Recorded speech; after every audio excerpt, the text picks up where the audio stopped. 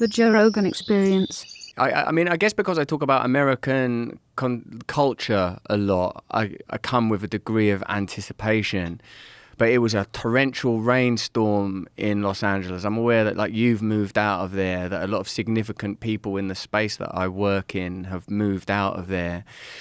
And there was a feeling of uncanniness and eeriness. Some of the familiar sites for homelessness have been cleansed as if by Travis Bickle's rain. You know, it's sort of like just...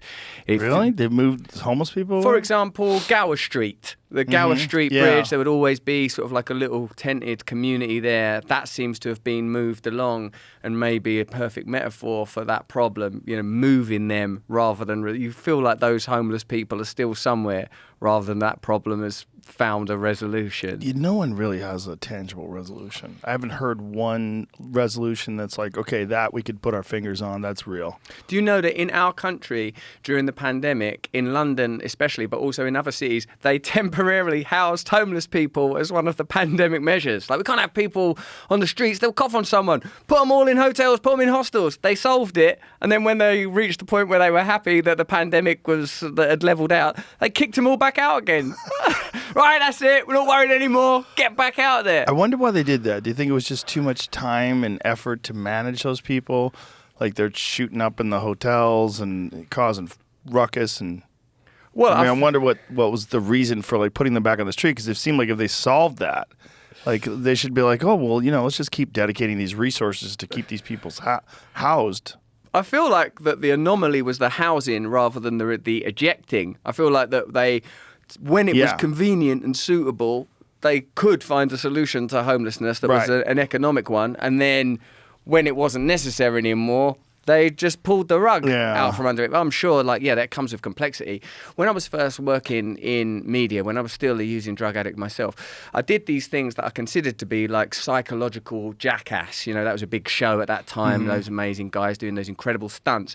And I was like, well, what if you did the psychological version of that? So I had like a boxing match with my dad. I had a homeless guy move in my house. I seduced an octogenarian lady. I jerked off a man in a toilet. All of these things were the periphery of my limits as a drug-using young man, just trying to make my way in media.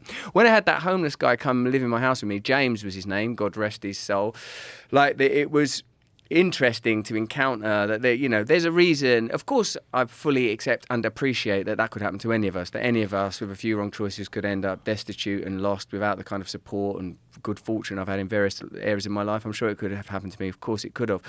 But there was a sort of like a gravity pulling him back out into the street. You know, there's a gravity pulling it. It was like he couldn't deal with being in a house. Admittedly, these were not organic conditions. There was like cameras around and stuff. It was not a high budget production. It was really lo-fi stuff on a lo-fi digital channel. But being around that guy, he was like a heroin user. I was using heroin with him at that time. The sort of peak of the show was when I got into, we had a bath together. That was like, I thought, what's the most intimate thing you could do with a person to sort of overcome the idea that homeless people are somehow dirty or different, or, you know, like they should be excluded from society. So I had a bath with this guy. This stuff's still online somewhere, I presume.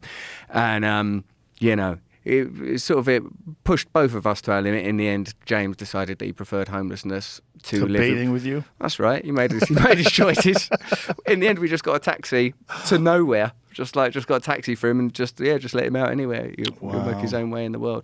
Yeah, so of course, that problem of vagrancy and destitution, it's a difficult one to tackle. It makes me think that the culture is laid upon the planet. Like all culture, all civilization is laid upon the planet, laid upon Gaia, laid upon the earth. Like, you know, when you have people on here like Graham Hancock and Randall Carlson that talk about like the potential for like these seismic events and cataclysmic events that have reset civilization, it makes you recognize that all of our reference points, other than biological and cosmological, are cultural reference points and therefore temporal. And so a person living in a tent in the street is in a sense living a hunter-gatherer lifestyle in contemporary America, or living a post-apocalyptic lifestyle in contemporary America. It makes me think sometimes, Joe, maybe the apocalypse is not a forthcoming event. Maybe the apocalypse has already happened. Maybe we're living in the sort of already its gentle threads are encroaching upon apparent civilization. You know, when you're in comfortable,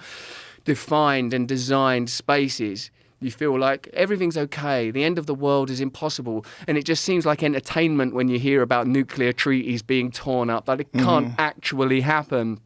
But of course it can. It's so temporal. It's happened forever. It's always happened. The people that it happened to then, they never saw it coming either.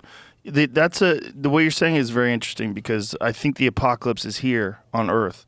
It's just not here, like right here in Austin. It's not like right here in the studio, but it's in the Congo. Yeah. Like if you go to a cobalt mine in the Congo and you see a 19-year-old woman with a baby on her back mining for cobalt and inhaling toxic fumes, you're like, okay, well that's the apocalypse. Yeah. They have no electricity, they have no clean water, they make very, very little money, and they work all day, and they work for a company that puts cobalt into lithium-ion batteries that are in everyone's smartphone. So the height of our technology is directly connected to what's essentially slave labor.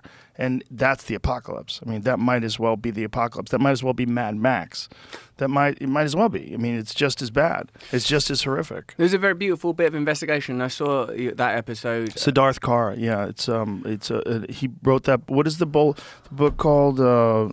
Cobalt Red. Yeah, it's all about cobalt mining in the Congo and his investigation that he did into it. It's very, very. It's inspiring that a person is that selfless and can make that sort of a commitment and risk their life and go to a very dangerous place and expose this, because he's a real journalist, like a real boots on the ground journalist that wants to show the world some things that are being hidden from them, because the people that are making enormous amounts of money from this that could fix it don't want to. They want to profit off of it at the exact level they're profiting off of it now, which means, paying people a couple cents an hour or whatever they pay them. It's horrific.